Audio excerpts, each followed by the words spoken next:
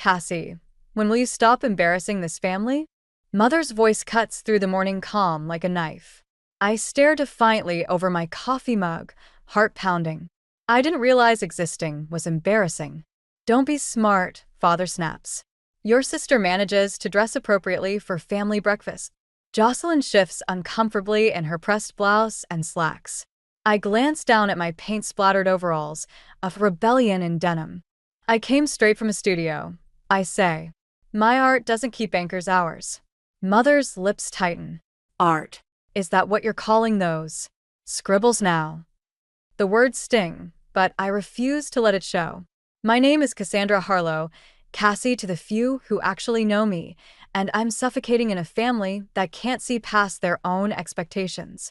They're good enough for the buyers at the gallery, I retort. Father scoffs. Buyers. As if anyone with taste would pay for that nonsense. Warren, Mother hisses, not at the table. But he's on a roll now. When are you going to grow up, Cassandra? Your sister's already making partner at her law firm. What do you have to show for yourself? I grip my mug tighter, knuckles white. I have my integrity. And my freedom.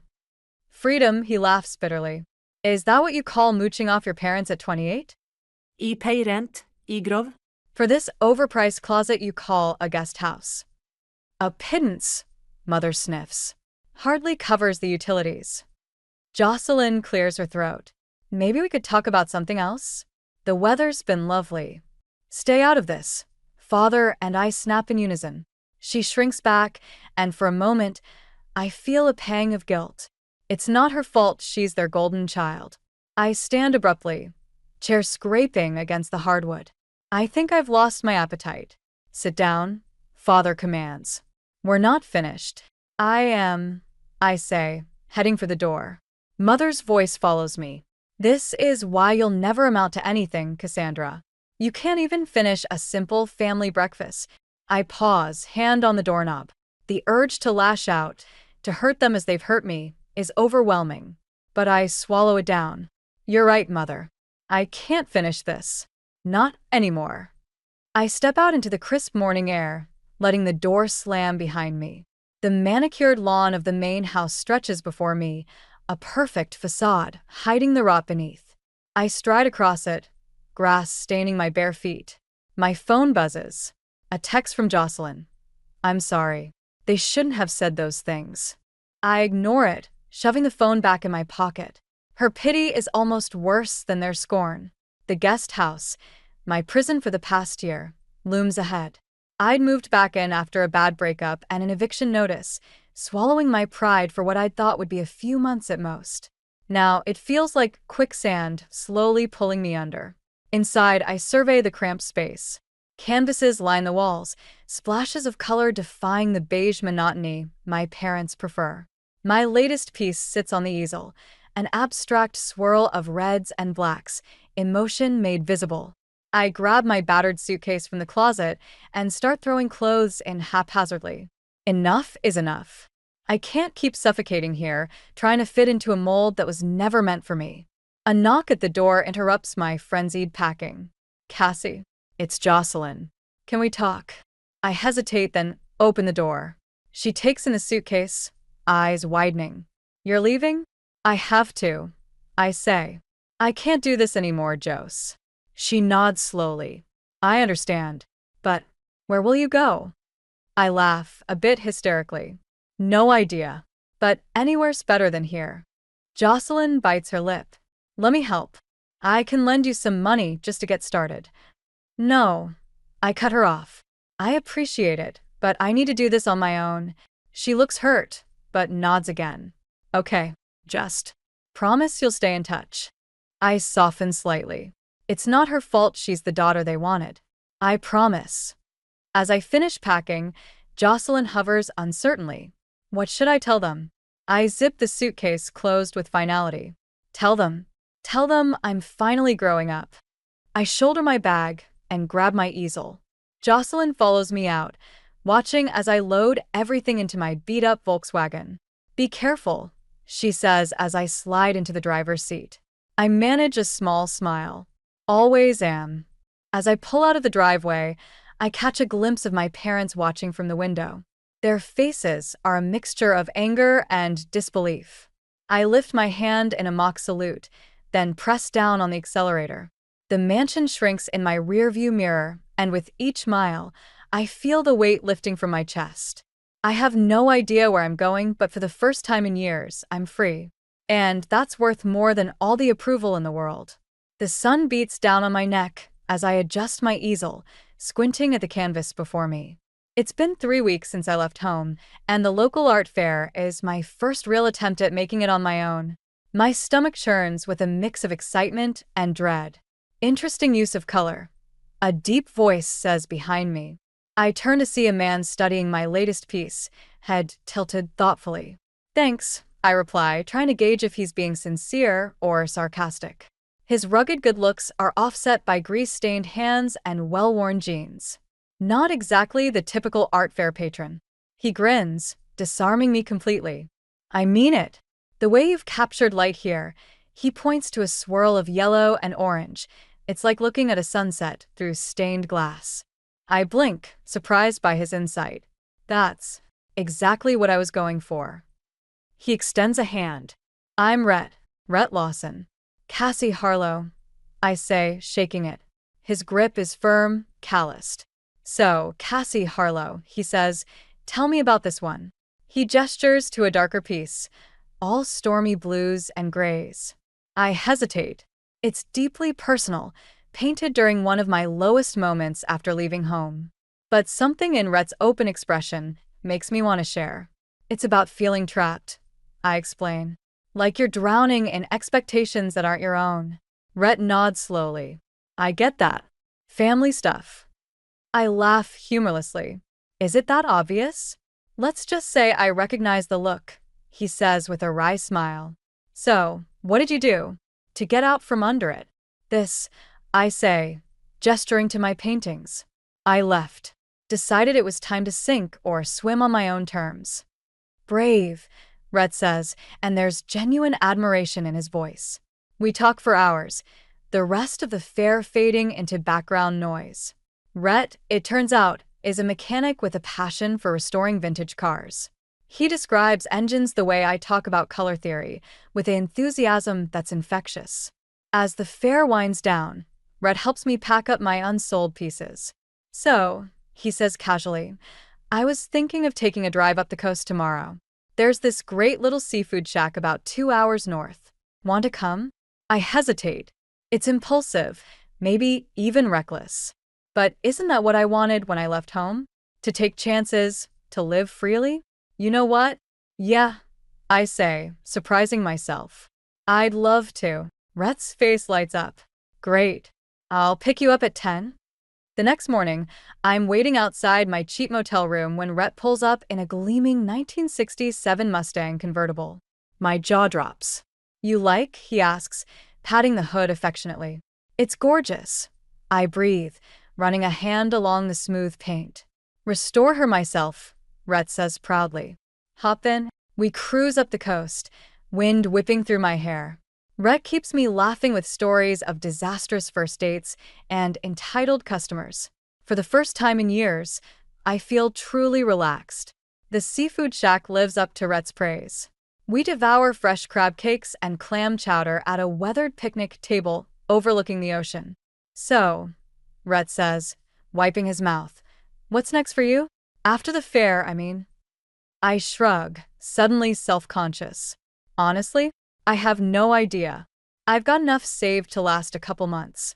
But after that, I trail off, the reality of my situation sinking in. Rhett nods thoughtfully. You know, my mom runs this little gallery in town. Nothing fancy, but she's always looking for fresh talent. Want me to put in a word? I stare at him, torn between gratitude and pride. That's really kind of you, but I don't want charity. It's not charity, Rhett insists. Your work is good, Cassie. Really good. Mom's got a great eye. If she likes what she sees, it's because you deserve it. I bite my lip, considering. It's a lifeline, a chance to actually make this crazy dream work. Okay, I say finally. If she's interested, I'd love to meet her. Rhett grins.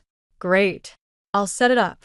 As we drive back, the sun setting in a blaze of color that puts my paintings to shame, I feel a spark of hope ignite in my chest.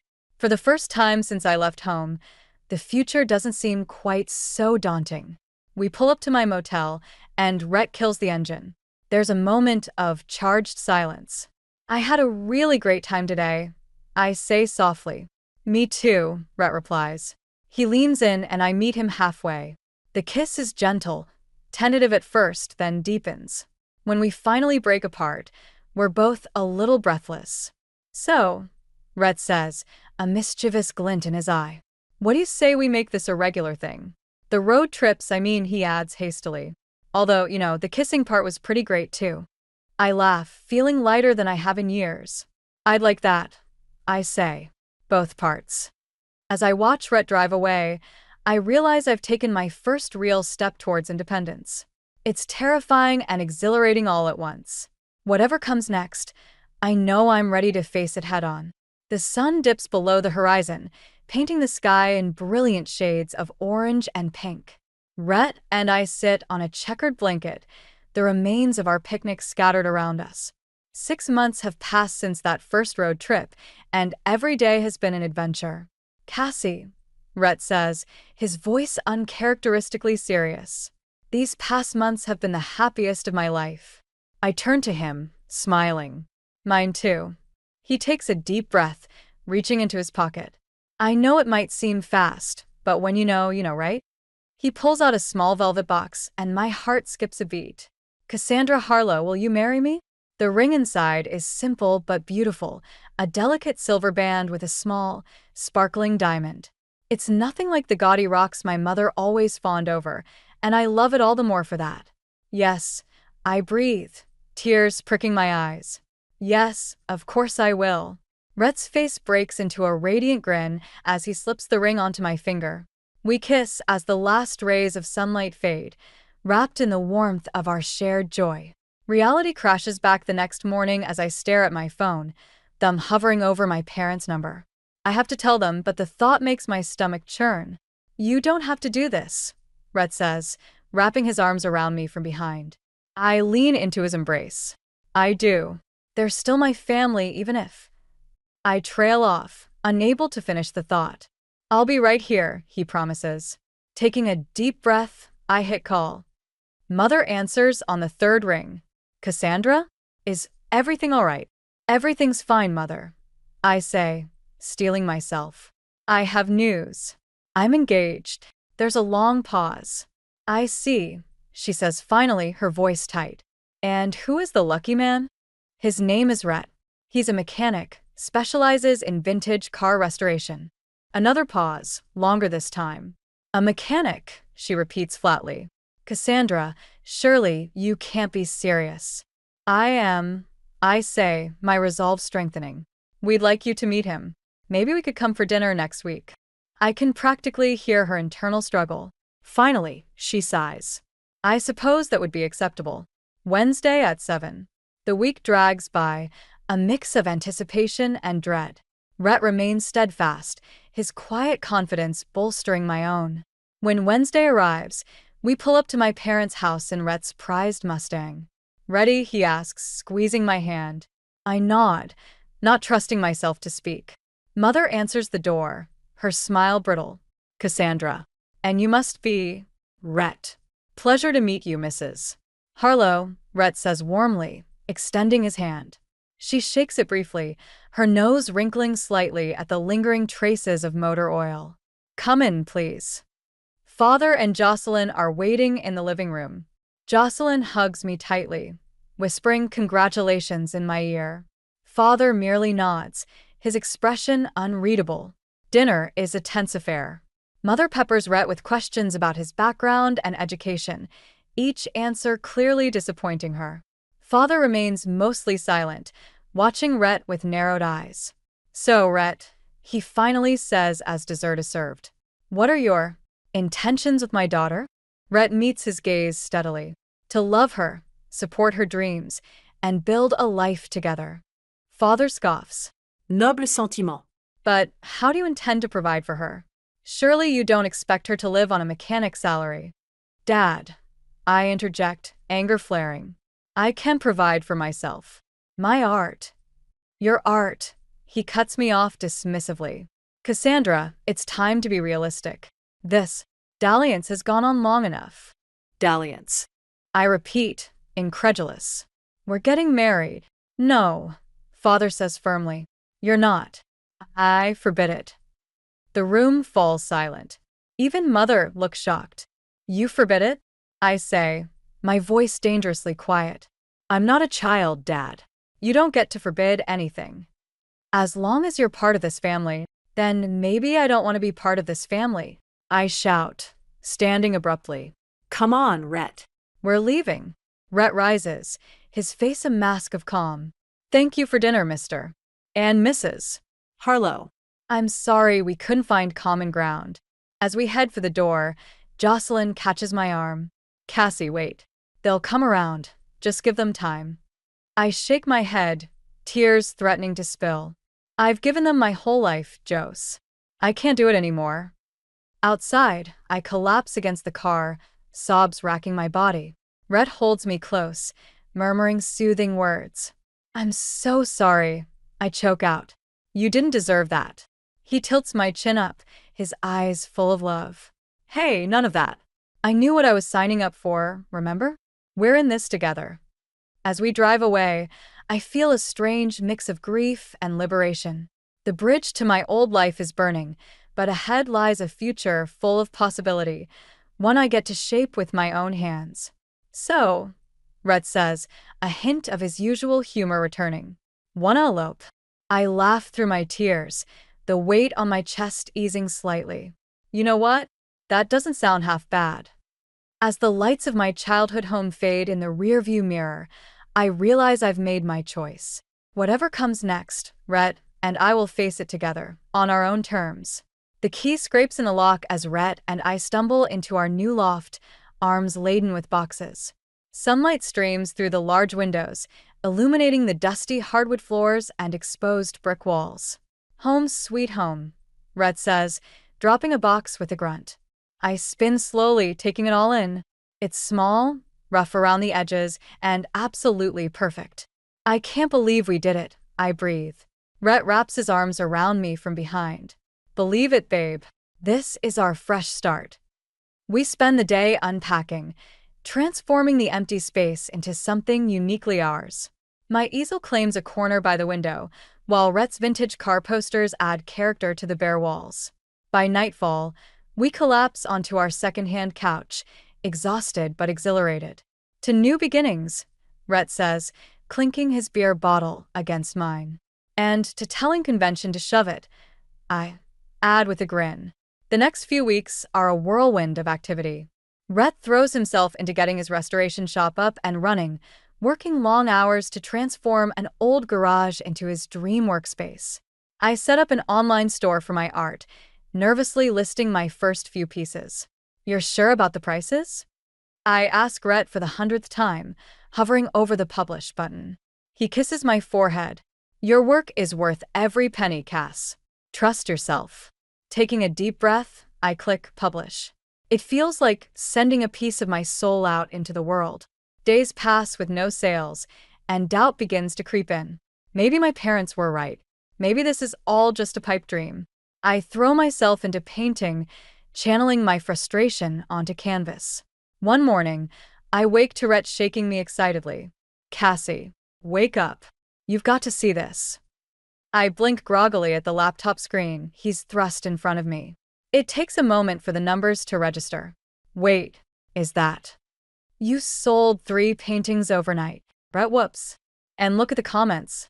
They love your work. Tears spring to my eyes as I read the glowing reviews. It's not just the money, though that's certainly welcome. It's the validation, the proof that my art speaks to people. I told you, Rhett says softly, pulling me close. You're amazing, Cass. The sales continue steadily over the next few months. I expand my online presence, even landing a few commissions.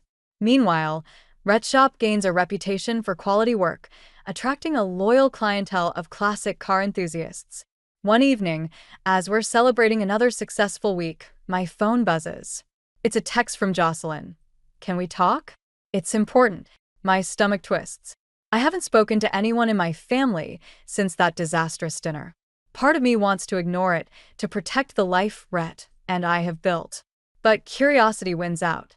Hey, Jose, I say when she picks up. What's going on? Her voice is strained. It's Dad. There's been a scandal at the university. He's been forced to resign. The news hits me like a punch to the gut. Despite everything, I never imagined my father's carefully constructed world crumbling. What happened? Jocelyn hesitates. It's complicated. Financial improprieties, abuse of power. It's all over the local news. I sink onto the couch, mind reeling. Rhett sits beside me, concern etched on his face. How are Mom and Dad handling it? I ask, though I can already guess the answer. Not well, Jocelyn sighs. Mom's a wreck, and Dad. He's not the man we knew, Cass. They're going to lose the house. Everything. A part of me, a petty, wounded part, wants to feel satisfied. Isn't this karma for how they treated me? But the larger part aches for my family, for the pain they must be going through. What do you need from me, Jose? I ask quietly. She takes a shaky breath. I hate to ask, but could you come see them? They won't admit it, but I think they need you. I close my eyes, conflicting emotions warring within me. Rhett squeezes my hand supportively, and I draw strength from his presence. I'll think about it. I say finally. I can't promise anything, but I'll think about it. After I hang up, I fill Rhett in on the situation. He listens without judgment, his steady presence a balm to my churning thoughts. Whatever you decide, he says when I finish, I'm with you. If you want to see them, we'll go together. If you want to stay away, I'll support that too. I lean into him, grateful beyond words for his unwavering support. I don't know what to do, I admit.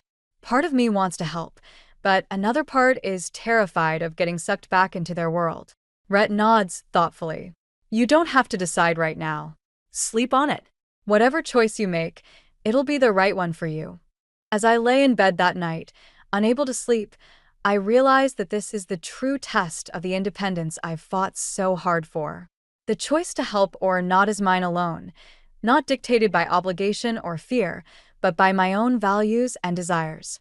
Whatever I decide, I know it will shape the next chapter of my life. And for the first time, I feel truly ready to write that chapter on my own terms.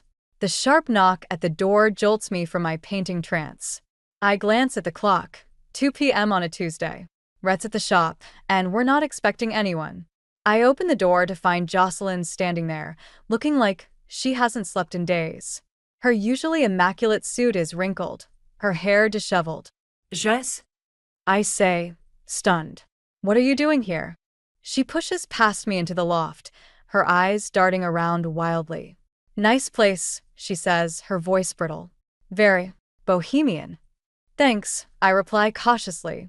Jocelyn, what's going on? You look terrible. She laughs, a harsh, humorless sound. Oh, you haven't heard? I thought surely it would have reached your artistic circles by now. My stomach tightens. Heard what? Jocelyn collapses onto our couch, suddenly looking very small. It's Dad, she says, her voice barely above a whisper. He's been fired from the university. There's a huge scandal. The news hits me like a physical blow. I sink down next to her, mind reeling. What happened? Financial improprieties, Jocelyn says, her voice hollow. Embezzlement, kickbacks from contractors. It's all over the news. They're saying he could face criminal charges. I struggle to reconcile this information with the image of my father, stern, principled, always lecturing us about integrity. I don't understand. Why would he do that? Jocelyn shakes her head. I don't know. Greed? Desperation? He's not talking to anyone, not even Mom. How is she taking it? How do you think? Jocelyn snaps. Her whole world is crumbling. The country club set she was so desperate to impress? They've all turned their backs on her. We're going to lose the house, Cassie. Everything. The weight of it all settles on me. Despite everything, a part of me aches for them. I'm so sorry, Jose. Is there anything I can do? She looks at me, eyes suddenly sharp. Actually, yes. That's why I'm here. I tense, sensing what's coming.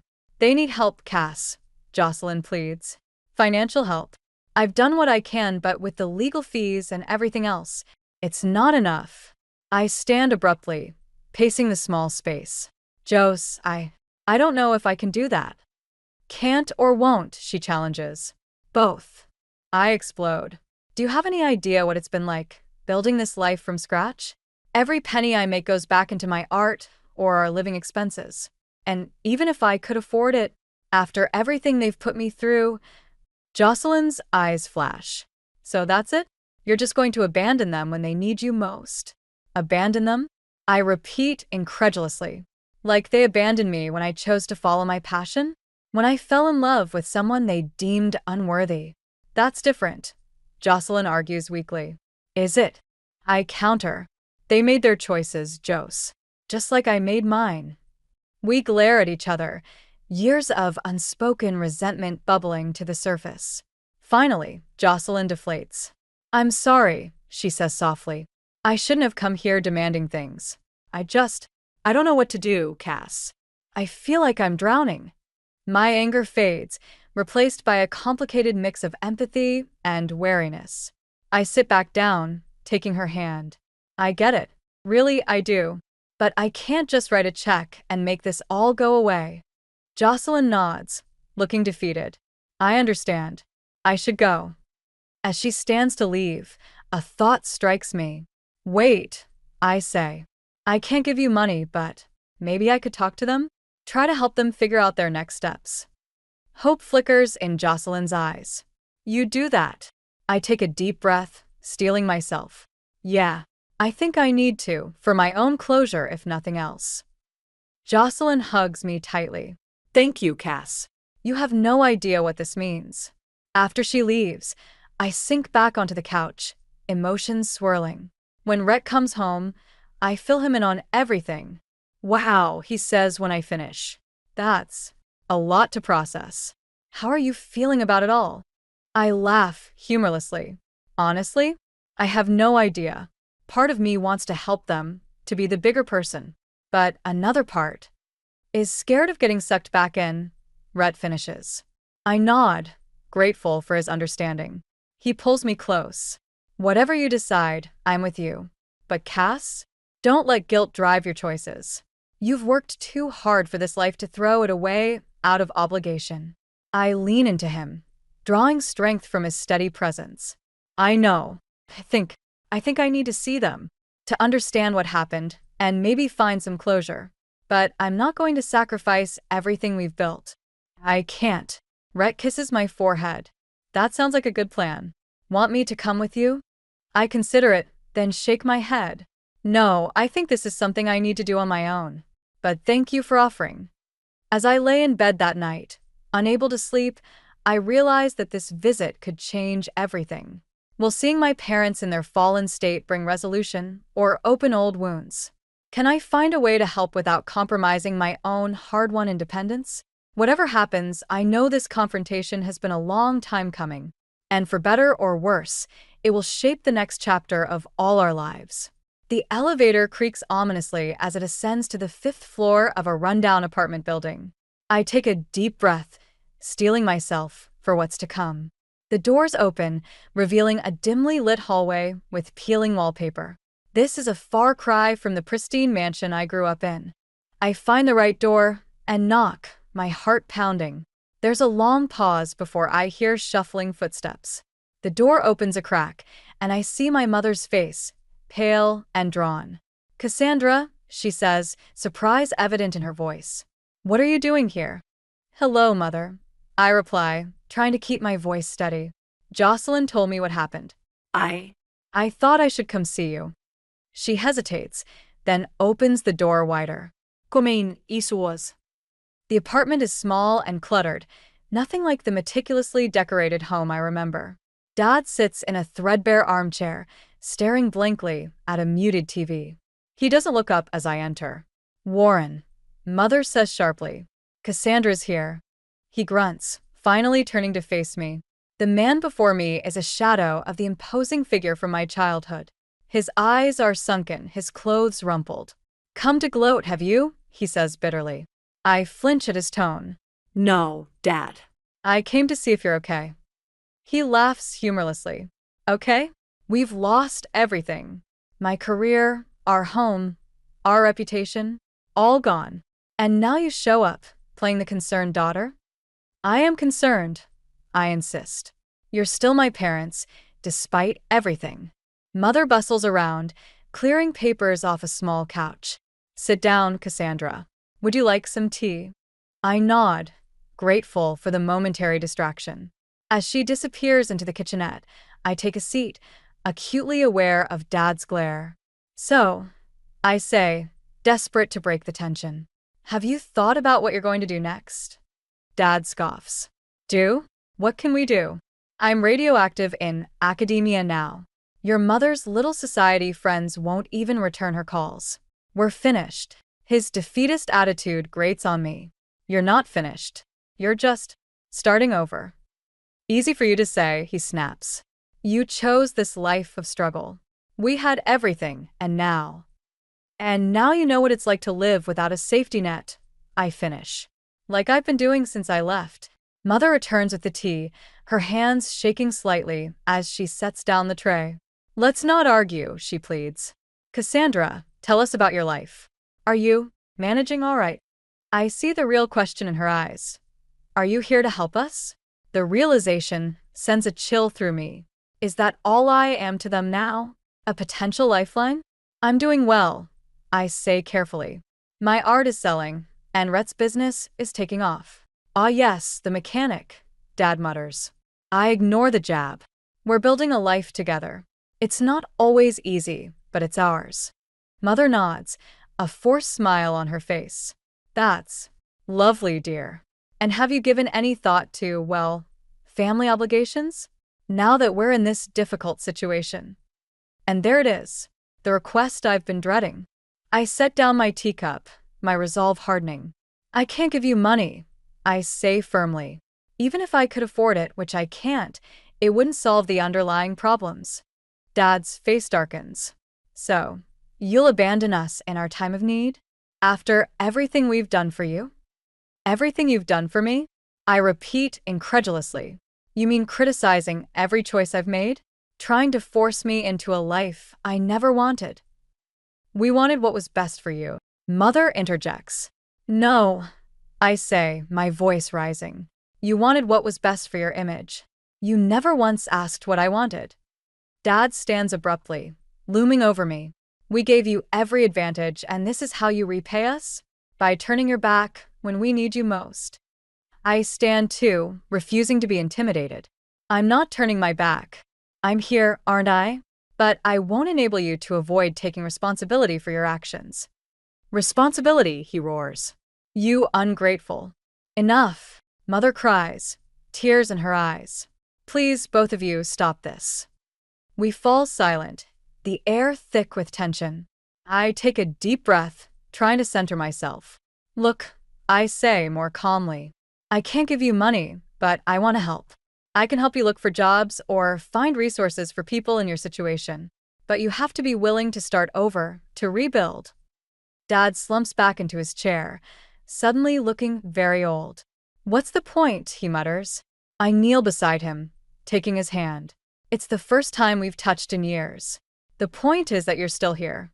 You still have each other and Jocelyn And me. if you want."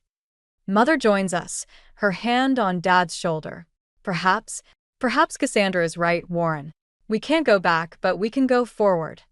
He looks at me, really looks at me for what feels like the first time.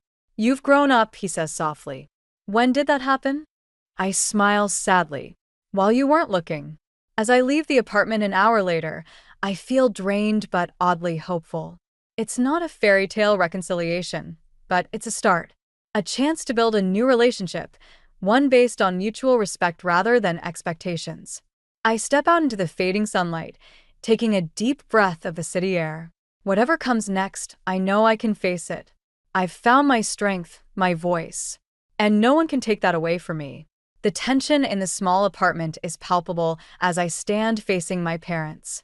What started as a tentative attempt at reconciliation has devolved into a bitter confrontation. Mother's face is flushed with anger, while Dad glowers from his armchair.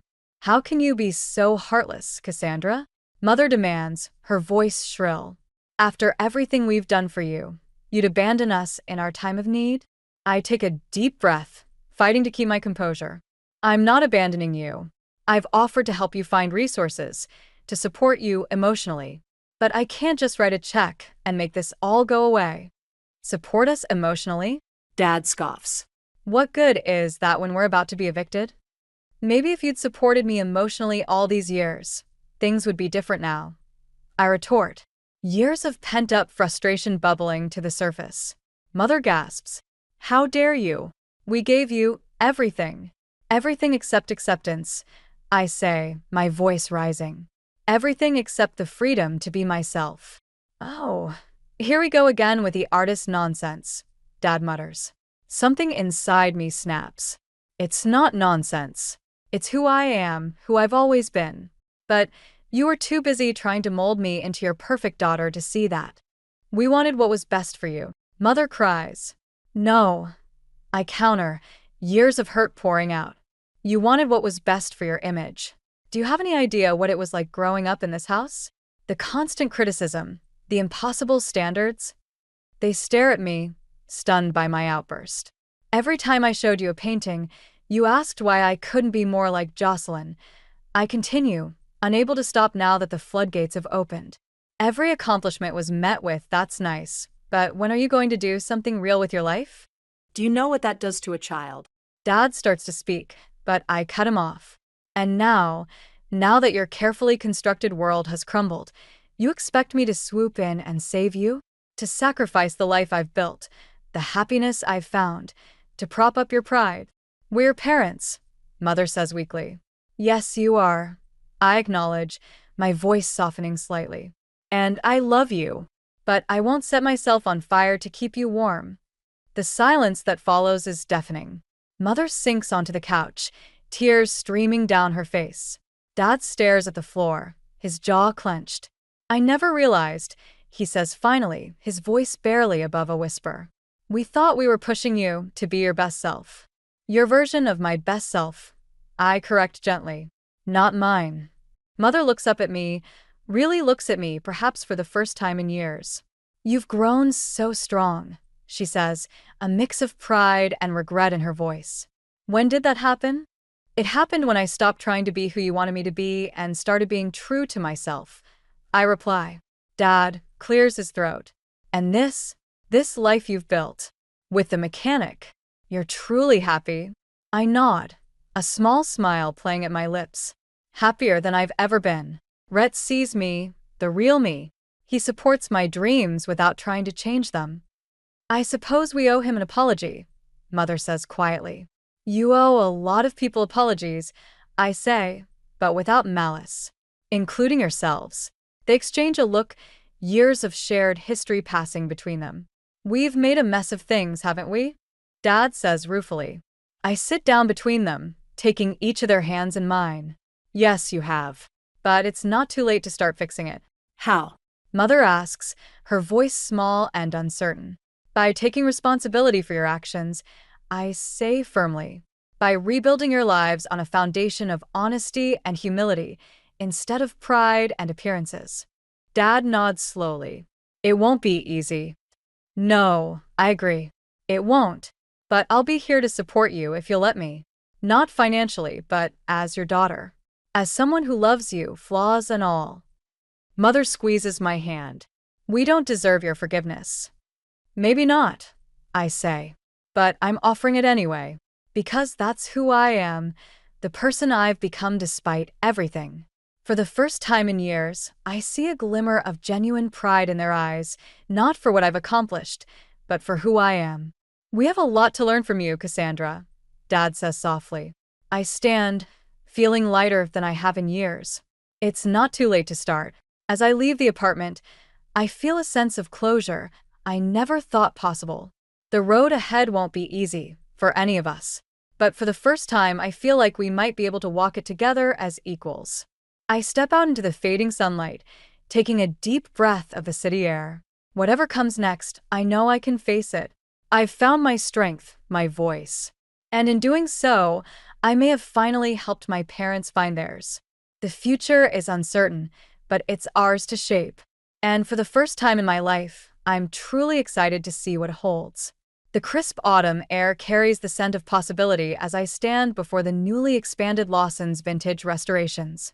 Rhett's dream has grown, and with it, a space for my own aspirations to flourish. The storefront gleams, half filled with lovingly restored classic cars, the other half transformed into a cozy art gallery showcasing my work. Ready for this? Rhett asks, squeezing my hand.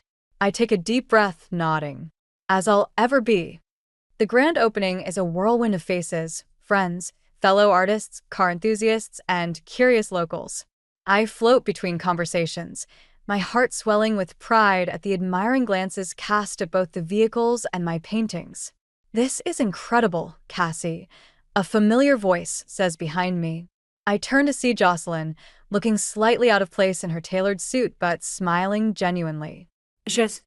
I exclaim, pulling her into a hug. "I'm so glad you could make it." She steps back, taking in the gallery. "I wouldn't have missed it. Your work, it's beautiful. I never really understood before, but now I see what you've been trying to tell us all along." Her words bring unexpected tears to my eyes. "Thank you." I manage. "That means more than you know." Jocelyn's expression turns serious. "Listen, I wanted to apologize. For everything. For not standing up for you more, for buying into Mom and Dad's expectations." I shake my head, cutting her off. "You don't need to apologize. We were both just trying to survive in that house, in our own ways." She nods, looking relieved. "How are they doing? Mom and Dad, I mean. I know you've been in touch more than I have lately." I consider my words carefully. "They're Trying. It's not easy, but they're making an effort to rebuild their lives, to see things differently. Dad's even talking about volunteering at a community college, teaching a night class." "Wow," Jocelyn says, clearly surprised. "That's not what I expected." "Me neither," I admit. "But I think losing everything forced them to reevaluate what really matters." Our conversation is interrupted by Rhett's mother, Evelyn, bustling over with a tray of champagne flutes. "Girls, you must have a toast. This is a celebration after all." We accept the glasses, and Evelyn pulls me into a warm hug. "I'm so proud of you both," she says, her eyes shining. "You've built something truly special here." As she moves on to mingle with other guests, Jocelyn raises an eyebrow. "She seems lovely." "She is," I say, a wave of gratitude washing over me. "She's been more of a mother to me these past few years than—" I trail off, not wanting to reopen old wounds. Jocelyn nods in understanding. "I'm glad you found that support, Cass. You deserve it." The evening progresses, a steady stream of well-wishers and potential clients flowing through the doors. As things begin to wind down, Rhett joins me by my favorite painting, a swirling abstract that somehow captures both the freedom of the open road and the comfort of coming home. "Quite a night, huh?" he says, wrapping an arm around my waist. I lean into him, exhausted but elated. "It's more than I ever dreamed possible." He kisses the top of my head. "You made it happen, Cass. Your talent, your determination, that's what brought us here." "We made it happen," I correct him. "I couldn't have done any of this without you believing in me." As the last guests trickle out, Jocelyn approaches us again. "I should get going," she says. "But before I do, Mom and Dad asked me to give you this." She hands me an envelope. With trembling fingers, I open it to find a card. Inside, in my father's precise handwriting, is a simple message. "Cassandra, we are so proud of the woman you've become and the life you've built. We were wrong to try to change you, and we're sorry it took us so long to see that. If you're willing, we'd like to start over, to get to know the real you, and to be the parents you always deserved. With love and admiration, Mom and Dad." Tears blur my vision as I pass the card to Rhett. He reads it silently, then pulls me close. "What do you think?" he asks gently. I take a shaky breath. I think it's a start. A real one, this time. Jocelyn smiles, looking relieved. They really mean it, Cass. They've changed, or at least they're trying to. I nod, a complex mix of emotions swirling within me. Tell them. Tell them I'd like that. To start over. As Jocelyn leaves, Rhett and I stand in the quiet gallery, surrounded by the fruits of our labor and love. So, he says, a mischievous glint in his eye. What's next for us, Cassandra Harlow's soon-to-be Lawson? I laugh, feeling lighter than I have in years. I don't know exactly, but for the first time in my life, I'm excited to find out. We step outside, locking up our new shared space. The street is quiet, the city winding down for the night. But for us, it feels like a new dawn. As we walk hand in hand towards our loft, I realize that this moment, this life we've built, is the masterpiece I've been working towards all along. It's not perfect, it's not what anyone else planned for me, but it's beautifully, authentically mine. And that I now know is worth more than all the approval in the world.